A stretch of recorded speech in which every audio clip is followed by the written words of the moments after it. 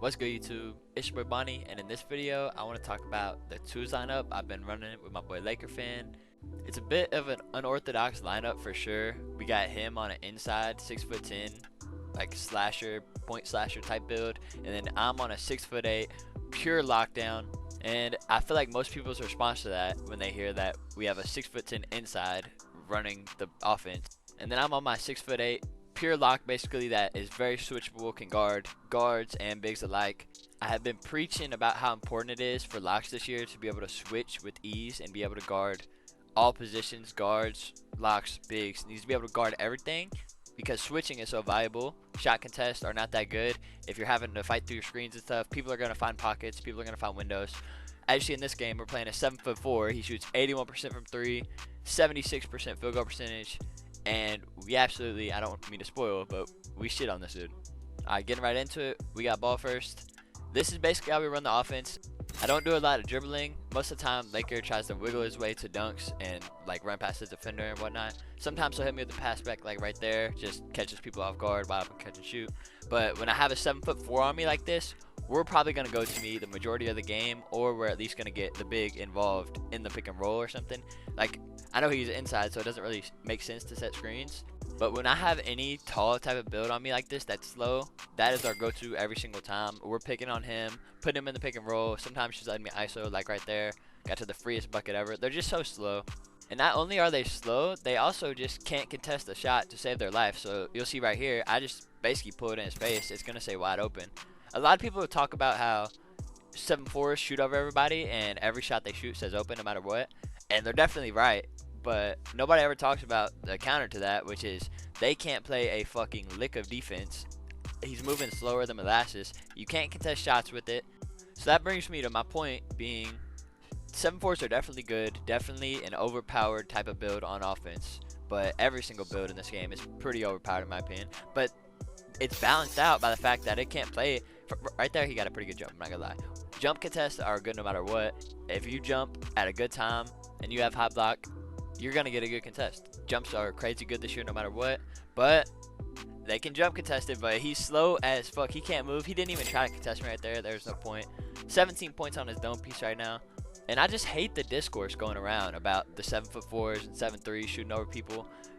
I don't like when I get shot over either, but I love seeing a 7'4 matched up against me on the 2s or 3s. I know what's about to happen. I'm about to drop 21 points on his head. Hold up. Let's not talk about that miss. No reason. On to defense, though. We're going to see how we play against a 7'4". He's got the ball. Let's see what he can do. He might cook up on Laker a little bit, obviously. Lakers build doesn't have the craziest defense ever, but I'm going to end up switching on to him here in a little bit, and you're going to see he ain't doing shit. And I normally trust Lakers defense pretty good. I'm not saying like he's not capable of guarding the 7'4's, because he definitely is, but it does get a little tricky when they're rhythm shooting, post fades and shit. But I trust Lakers defense even if he was on a no defensive build. He just plays so like fundamentally safe, knows when to cut people off and stuff. But sometimes it is smarter for me to be on the better player, especially if 7'4". So we're gonna eventually switch here. We'll see what happens. Another rhythm post fade, and rhythm shots in general are fucking ridiculous.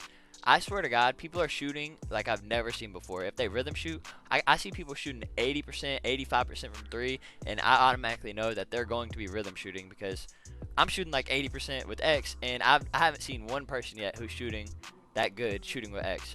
I really do need to tap into rhythm shooting because I've messed around with it here and there. I haven't really decided I wanted to shoot that way. I just have more fun shooting with X. Shooting with the stick, it's kind of boring. And not to mention, it's really boring this year because it just fucking turns green every single time.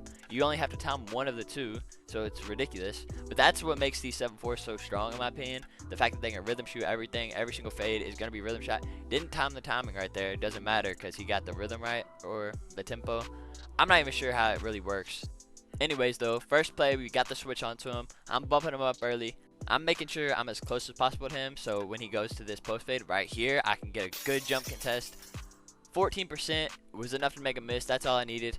Now he's in the paint. I'm going to be auto for 3 here because he's 7'4". Game him right there. 7 for 10 from 3, 8 for 11 from the field goal. Drop the 7'4" off. And my main point here is just when you see a 7'4", yes, he's going to shoot over you. Yes, he's going to shoot some insane shots, and they're probably going to turn green. But you don't need to be as scared, even though they're so offensively capable, because they are defensively handicapped to an extreme degree. I'd say they're worse on defense than they are good at offense. So as long as you pick on the 7'4" the entire game, if you're on twos, you get the ball, you focus the 7'4" the whole time.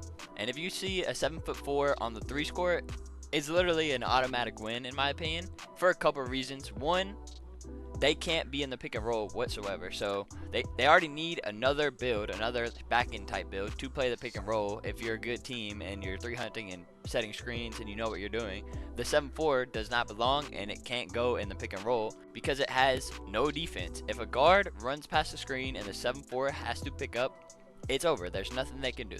First off, he's not getting good contests in the first place because you're 7'4", you don't have hardly any perim or speed, and he's not fast enough to catch up with any type of fast guard because you got like 40 speed. So they're terrible on defense. It's a full court in 3v3, so they have to run up and down the court, and they're slow as shit. If you see a 7'4" on threes, it's basically the freest win ever. If you know what you're doing, you pick on them the whole game. But that's just my experience playing against them, and I do have the benefit of being on a taller build for the most part.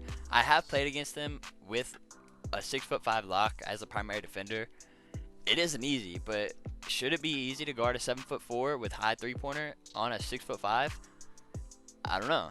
That's definitely when it comes to, would you rather have a realistic game or a fun game?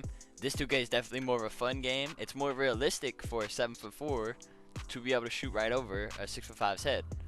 All I know is when I play a 7'4", I'm not scared whatsoever. I'm 100% confident that he's going to lose this game because he's going to be a defensive liability. But I also don't care if they do nerf them because I have no intentions of playing with or making a 7'4". So if they nerf them, that just makes it easier for me to guard them. I could care less either way, really. What do y'all think? Let me know in the comments. It's me and boy Bawny. Peace out.